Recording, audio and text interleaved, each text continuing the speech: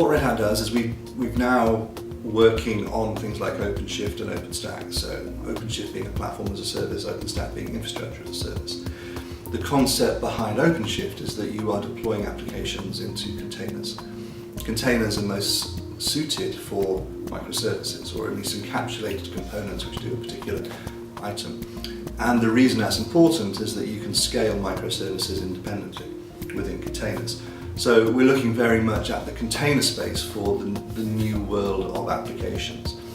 The new world of applications really being microservices. It's not a silver bullet, but you could take existing apps and put those into a container and run them on an OpenShift environment. That could work sometimes, not other times, but you're not really taking advantage of the latest architecture. You're just putting the latest architecture wrapper around something which already is maybe not as good as it could be.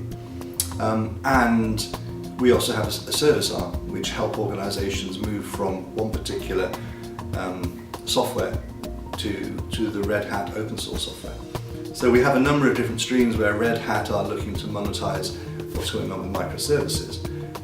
But the majority of it is from a point of execution. What we want to do is help people get from one place to another, and also then enable them to run on a platform which we know scales and is as future-proof as it can be in IT.